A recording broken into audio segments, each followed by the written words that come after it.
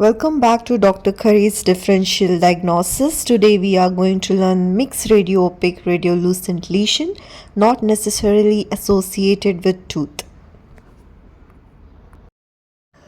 Here the radiograph A shows a nucleated cyst cavity grafted with autogenous bone chip, which is shown by the arrow, while the radiograph B is mixed radiolucent radiopaque appearance of a residual cyst as the cavity begins to ossify after surgical enucleation.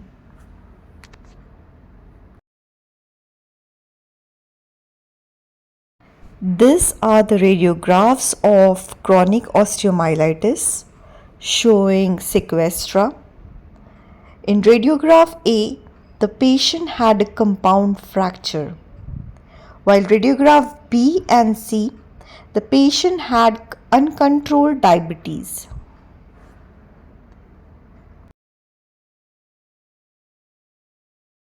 These are the pictures showing chronic osteomyelitis, where the radiograph A shows lesion in the mandible and the picture B shows empty lacunae in the non-vital trabeculae surrounded by necrotic material. These are the radiographs showing osteoradionecrosis. Characteristically, a large section of the mandible is involved with the ill-defined destructive process. Both patients had received radiation for squamous cell carcinoma of the oral cavity.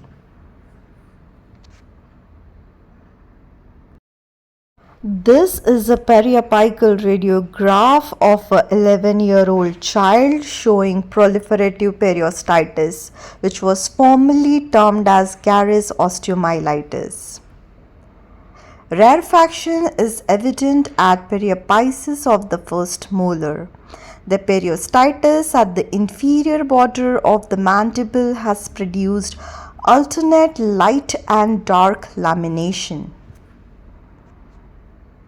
These are the radiographs showing osteomyelitis, where radiograph A shows unusual appearance of the right ramus and body of the mandible produced by osteomyelitis, while radiograph B is showing osteomyelitis of the left mandible in the molar region.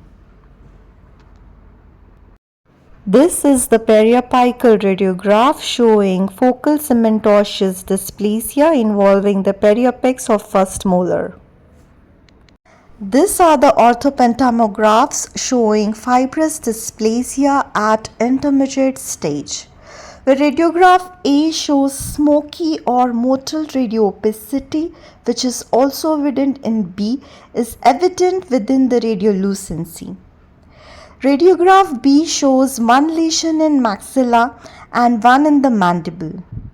Polyostotic type in the jaws are unusual unless they accompany Albright's syndrome. The motile pattern seen in the mandibular lesion in radiograph B is similar to that seen in intermediate stage of Paget's disease. Paget's disease characteristically involves the whole jaw.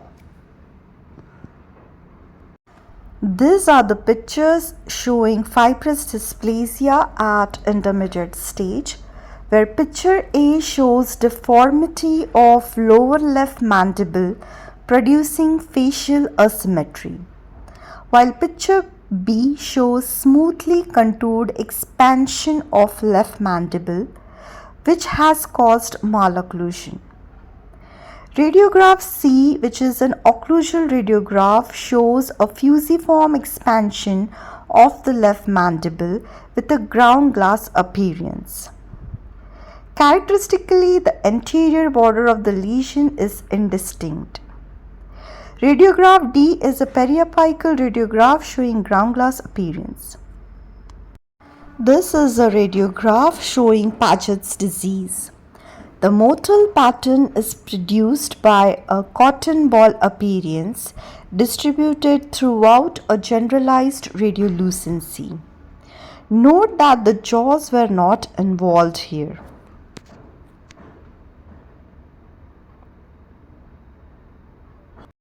In this panograph, the arrow shows a cementosifying fibroma in the third molar region of a 36-year-old woman.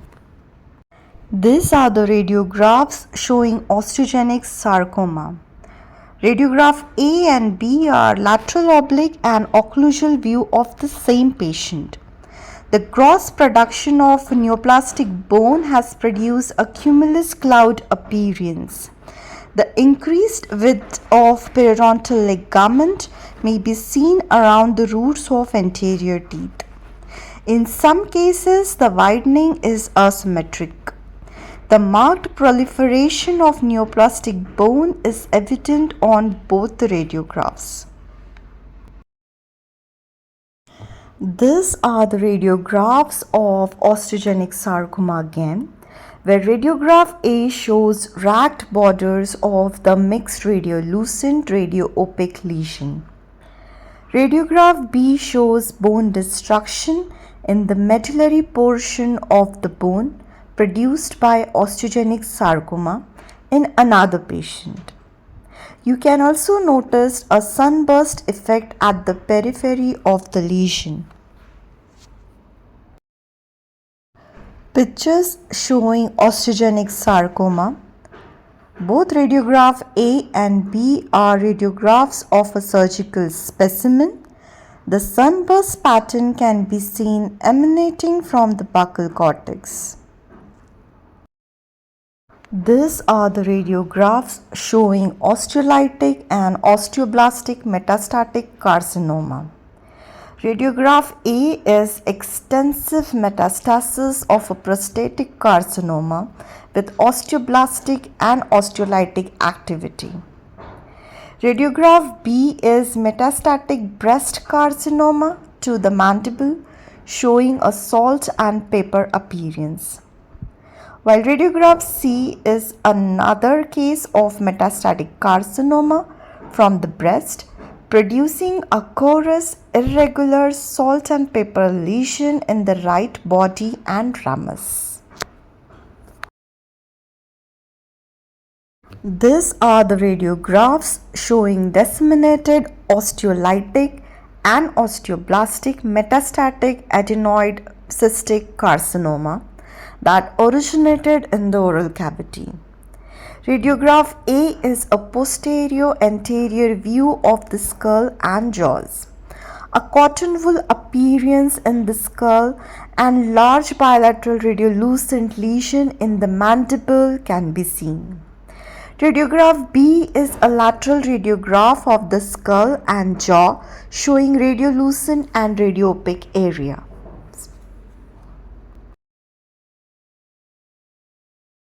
These are the pictures showing chondrosarcoma, where picture A shows smoothly contoured non-ulcerated swelling in the maxillary premolar region, where radiograph B is radiograph of a surgical specimen. Radioopaque foci can be seen in the exophytic mass. The picture C is microscopic study of chondrosarcoma. These are the pictures showing desmoplastic ameloblastoma. Note the mixed radiolucent radioopaque pattern in both the cases. The radiograph A is of edentulous premolar region of maxilla and radiograph B is canine premolar region of the mandible.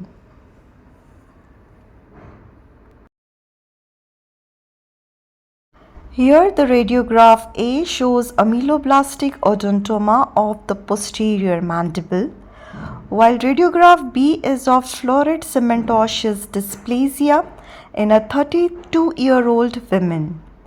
Radiograph shows the mixed radioopaque radiolucent appearance of these multiple lesions which are in the intermediate stage of maturation. These are the radiographs showing lymphoma of bone in a man in his 50s. The radiograph shows a radiolucent radioopaque appearance. Radiograph A is a panorex while radiograph B is periapical film. Bone appeared more rarefied in the original radiograph, but this photograph was printed lighter to show more details. These are the radiographs of malignant tumor with superimposed osteomyelitis. Radiograph A is mandibular occlusal radiograph of a squamous cell carcinoma of the symphysis in a 62-year-old man. The radiopaque sequestrum within the classic radiolucent lesion has ragged and ill-defined borders. Radiograph B is orthopentamograph of a recurrent squamous cell carcinoma in a 68-year-old man. The ragged and radiolucent radiopaque appearance is evident. You can go through this table, which shows distinguishing features of mixed radiolucent radiopaque lesions not necessarily contacting teeth.